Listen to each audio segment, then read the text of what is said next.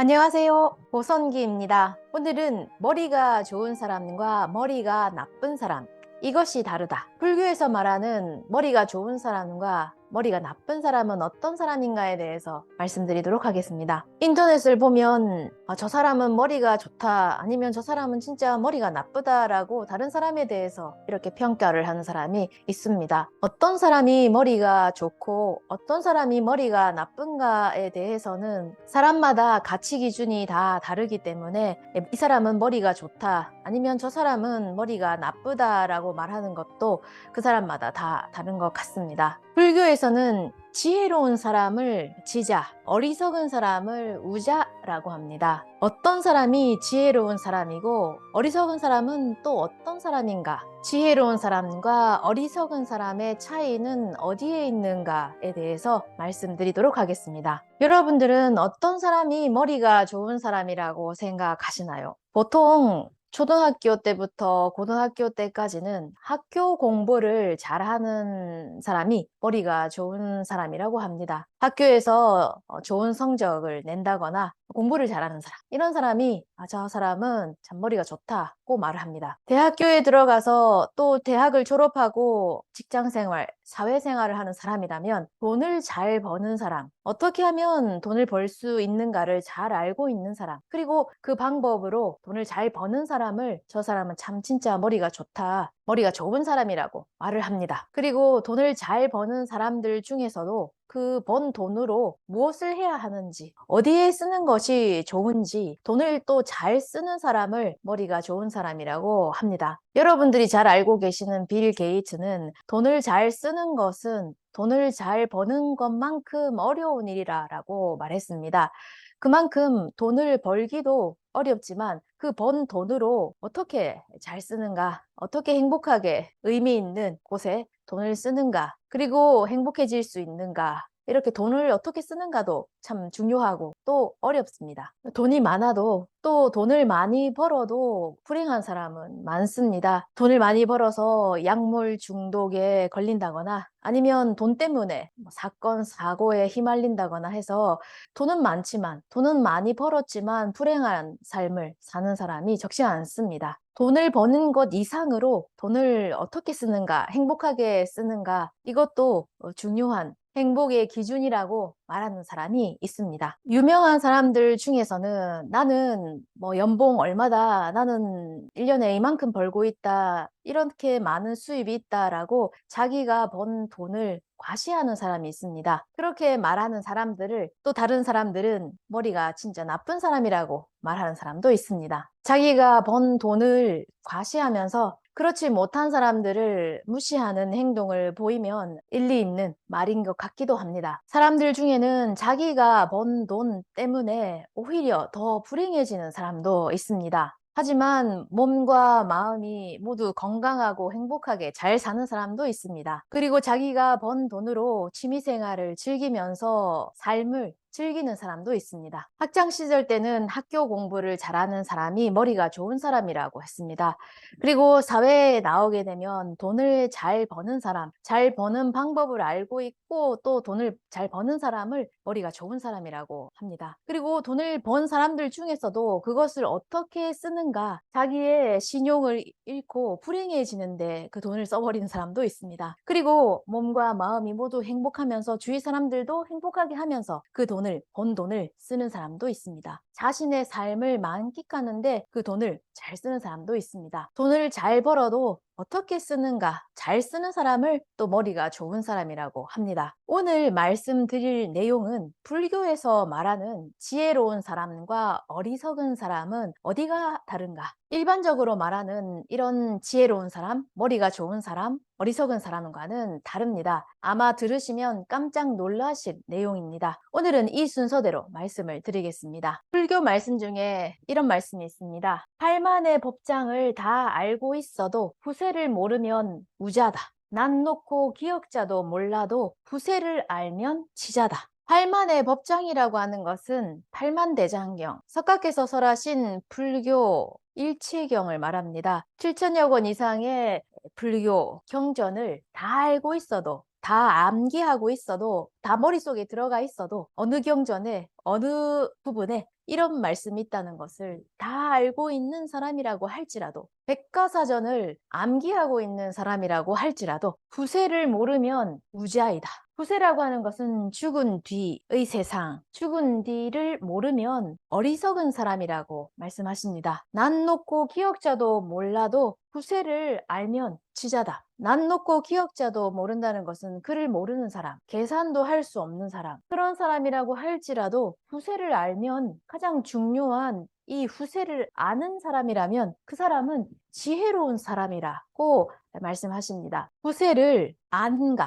후세를 모르는가에서 갈립니다. 후세를 아는 사람은 지혜로운 사람이고 후세를 모르는 사람은 어리석은 사람입니다. 어떻게 하면 돈을 벌 수 있고 잘 벌 수 있고 또 돈을 잘 쓸 수 있는가를 알고 있어도, 백과사전이 머릿속에 다 들어가 있는 사람이라고 할지라도 가장 중요한 후세를 모르는 사람은 어리석은 사람이라고 말씀하시고 계십니다. 후세를 아는가, 후세를 모르는가, 이것이 가장 중요한 부분입니다. 그럼 후세란 무엇인가? 우리가 태어나서 죽을 때까지를 현세라고 합니다. 죽은 뒤를 후세라고 합니다. 태어나기 이전을 전세라고 합니다. 후세는 내가 죽은 뒤의 세계, 내가 꼭 가야 하는 미래를 말합니다. 죽은 뒤 어떻게 되는가, 확실히 가야 하는 미래를 알고 있는가 모르는가, 얼마나 많은 것을 알고 있다는 것이 중요하진 않습니다. 많은 것을 알고 있는 사람, 백과사전이 머릿속에 다 들어가 있는 사람이 곁에 있으면 여러 가지로 쓸모는 있습니다. 내가 모를 때 물어보면 금방금방 답해주니까요. 여러모로 쓰임새는 있지만 요즘 같은 시대는 그런 사람이 없더라도 스마트폰 하나만 있으면 구글 검색 아니면 네이버 검색하면 금방금방 내가 알고 싶은 것들을 찾을 수가 있습니다. 단 몇 초, 몇 분 만에 내가 얻을 수 있는, 얻고 싶은 지식을 손에 넣을 수가 있습니다. 그래서 외울 필요가 없죠. 많은 것을 알고 있는 사람이 곁에 있으면 편리하지만, 하지만 많은 것을 알고 있는 사람이 곧 존경받는 사람일까요? 그리고 존경하는 사람일까요? 여러분들은 많은 것을 알고 있는 사람을 존경하십니까? 팔만대장경, 일체경을 다 암기하고 있는 사람이 있다고 할지라도 요즘 시대에는 일체경이, 팔만대장경이 다 인터넷에 나와 있습니다. 굳이 암기할 필요가 없죠. 많은 것을 알고 있는 것이 지혜로운 사람은 아닙니다. 가장 중요한 것을 알고 있는 사람이 지혜로운 사람입니다. 많은 것을 알고 있어도 가장 중요한 것을 모른다면 그 사람은 어리석은 사람입니다. 그럼 왜 후세를 아는 것이 가장 중요한 것일까요? 우리는 태어났다고 하는 것은 반드시 언젠가는 죽음을 맞이합니다. 죽음은 우리의 100% 확실한 미래입니다. 죽음을 맞이한 것을 다계했다고 합니다. 다계, 다른 세계로 갔다. 죽은 뒤가 있는가 없는가, 다른 세계가 있다면 어떤 세계인가? 인류는 죽은 뒤가 어떻게 되어 있는지 없는지 생각하지 않으려고 합니다. 문제 삼지 않습니다. 생각해도 모르니까 그냥 아예 덮어버립니다. 하지만 마치 그것은 착륙지가 확실하지 않은 채 날아가고 있는 비행기와도 마찬가지입니다. 이 비행기는 이륙을 해서 지금 날아가고 있습니다. 보통 비행기가 이륙을 할 때는 어느 공항, 착륙 이렇게 정해진 상태에서 이륙을 합니다. 정해지지 않은 채 날기 시작하는 비행기는 없습니다. 하지만 그냥 한번 날아보자, 이륙하고 난 뒤에 생각하자, 이렇게 생각하면서 이륙을 그리고 날고 있는 비행기가 있다고 한번 생각해 보십시오. 이륙해서 잠깐은 그 비행을 즐길 수가 있습니다. 하지만 비행기에는 연료가 있고 한계가 있습니다. 언젠가는 내려가야 합니다. 어떡하지? 앞으로 조금밖에 연료가 남지 않았다. 근데 내려갈 곳은 없다. 어디로 내려가지? 하면서 날고 있다가 결국에는 산 중턱에 부딪혀서 추락할 뿐입니다. 만약 그런 비행기가 있다면, 그런 비행기를 조종하고 있는 파이럿이 있다면 여러분들은 어떻게 그 파이럿을 생각하십니까? 머리가 좋은? 아니, 보통 파일럿은 날기 전에, 이륙하기 전에 생각합니다. 착륙지는 어디고 그리고 거기까지 착륙하기 위해서는 어느 정도의 연료가 필요하고 몇 시간 걸릴지, 그리고 어느 정도의 위험이 있는지를 먼저 준비를 하고 계산을 하고 그 다음에 이륙을 합니다. 이게 보통 파일럿입니다. 착륙지를 확실히 정하고 이륙하기 시작합니다. 만약 어디를 향해서 살아가고 있는지 확실히 모른 채로 살아가고 있는 사람이 있다면 그 사람은 마치 착륙지가 정해지지 않은 채 그냥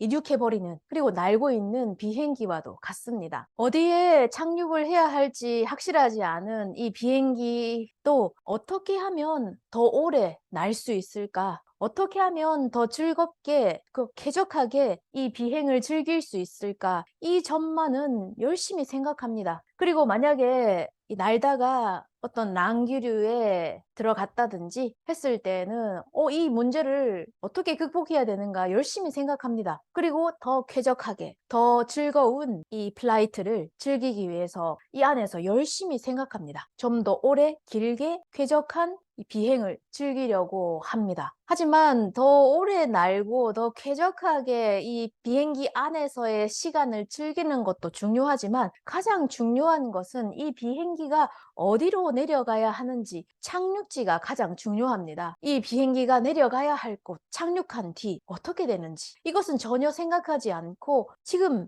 여기서 이 비행기 안에서 어떻게 하면 더 즐거운, 더 행복한, 더 쾌적한 시간을 즐길 수가 있을까? 이것만 생각하고 열심히 날아가고 있습니다. 날다가 연료가 점점 줄어듭니다. 그럴 때 어디로 내려가야 할까? 걱정하기 시작합니다. 이미 때는 늦었습니다. 죽은 뒤를 생각하지 않고 살아가고 있는 것은 어디에 착륙할지, 착륙하고 난 뒤에 어떻게 되어 있는지를 생각하지 않고 날아가고 있는 비행기와도 같습니다. 그리고 우리가 살고 있는 이 세상은 노소부정입니다. 노소부정이라고 하는 것은 나이가 든 사람부터 먼저 이 세상을 떠난다. 그리고 젊은 사람은 나중에 그 순서가 온다. 이렇게 순서가 정해져 있지 않다는 것입니다. 만약 순서가 정해져 있다면 나보다 더 나이가 많은 사람이 있을 경우에는 아직 내 차례가 되지 않았구나 안심하면서 살아갈 수가 있습니다. 하지만 우리가 살고 있는 세계는 노소부정입니다. 젊은 사람도 어린 사람도 병으로, 사고로 언제 어떻게 죽음을 맞이할지 모르는 것이 바로 우리가 살고 있는 이 세상입니다. 제 후배 중에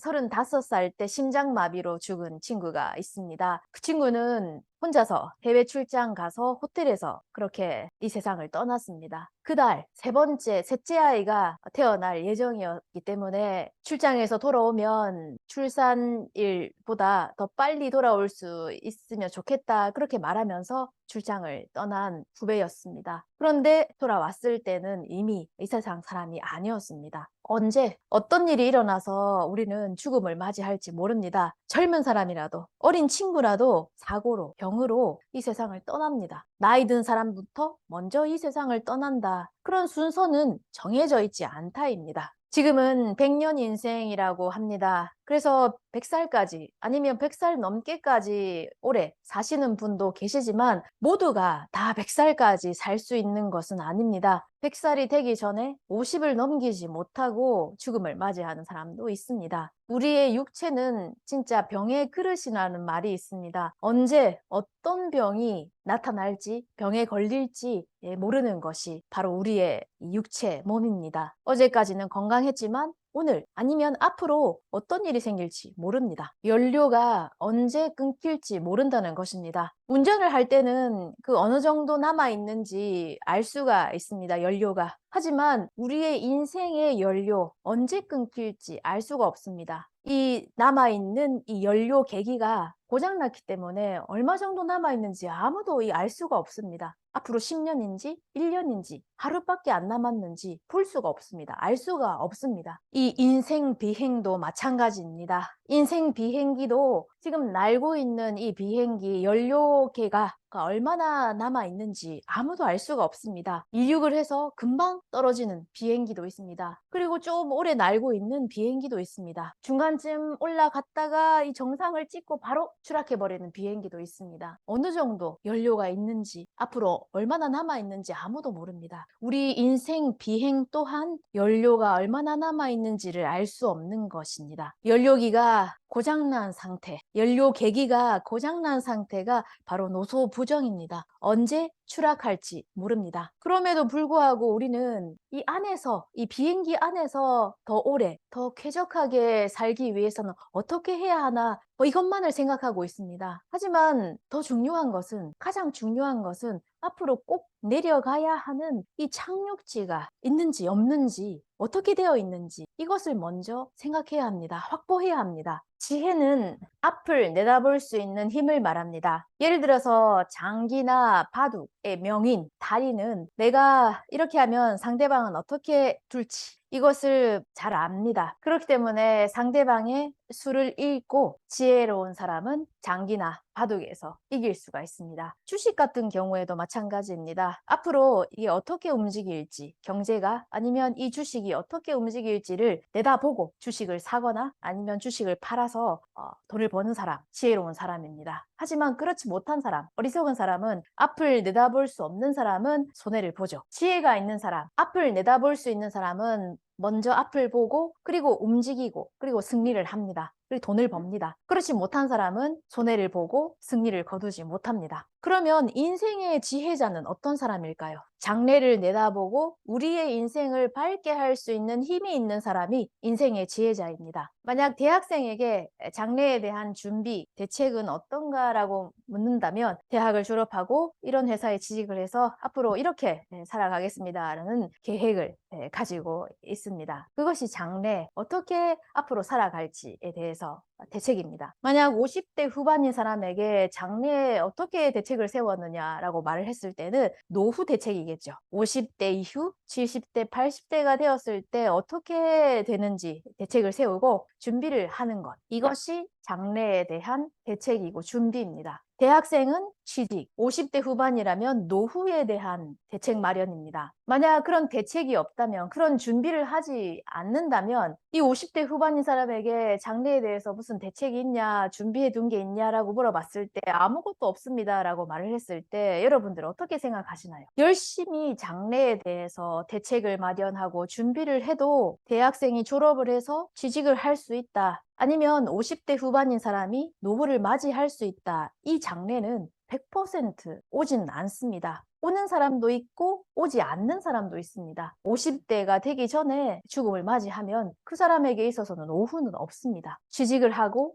노후가 된다. 이런 장래는 100%가 아닙니다. 하지만 우리들에게 있어서 100% 확실한 장래가 있습니다. 미래가 있습니다. 그것은 태어났다면 언젠가는 반드시 죽음을 맞이한다는 바로 이 장래, 미래입니다. 이 죽음은 100% 피할 수가 없습니다. 100% 찾아오는 장래입니다. 노후를 맞이하는 사람은 100%는 아닙니다. 맞이하는 사람도 있고 맞이하지 못한 채로 죽음을 맞이하는 사람도 있습니다. 후세는 죽음은 우리의 100% 확실한 미래입니다. 왜 이 100% 확실한 미래에 대해서 준비하고 대책을 마련하지 않을까요? 대학생이 만약 졸업하고 난 뒤에 어떻게 할지 대책을 마련하고 준비하지 않는다면 이상하다, 왜 준비하지 않느냐라고 말씀하시겠죠. 하지만 이 죽은 뒤에 어떻게 되는지, 죽음에 대한 대책은 아무도 마련하지 않습니다. 이 마련하지 않는다는 것을 아무도 이상하게 생각하지 않습니다. 하지만 이상하게 생각하지 않는 것이 이상한 것이라고 서가는 말씀하십니다.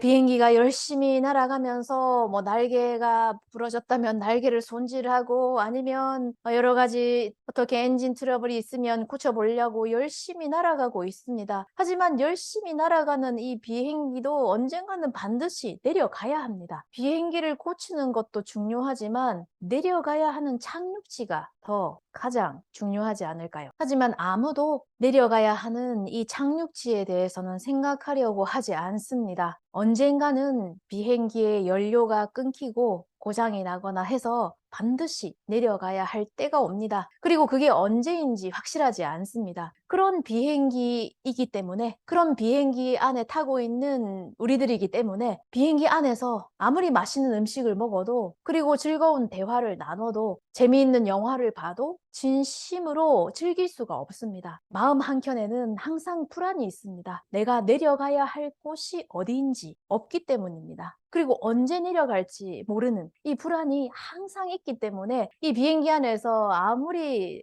맛있는 음식을 먹고 즐거운 대화를 나눠도 항상 불안한 것은 여기에 바로 원인이 있습니다. 내가 반드시 내려가야 하는 이 착륙지가 확실하지 않다는 것입니다. 언제든지 안심하고 착륙할 수 있는 큰 공항, 아주 큰 긴 활주로가 확보된다면 어떨까요? 언제 내려가도 괜찮은, 언제라도 내려갈 수 있는 이런 큰 공항과 활주로를 확보한다면 어떨까요? 언제든지 안심하고 내려갈 수가 있습니다. 그리고 이 무사하게 착륙을 할 수가 있습니다. 언제 내려가도 괜찮습니다. 이런 마음의 경지를 불교에서는 신요, 절대 행복이라고 합니다. 이 비행기가 언제든지 안심하고 착륙할 수 있는, 언제든지 내려갈 수 있는 이 착륙지, 공항입니다. 이런 마음의 경지가 신요입니다. 이것이 바로 불교의 목적입니다. 이런 행복이 된 사람이 지혜로운 사람, 후세를 아는 지혜로운 사람, 그리고 이런 마음의 경지가 되지 못한 사람이 어리석은 사람, 후세를 모르는 사람. 지혜로운 사람과 어리석은 사람은 어디서 갈리는가?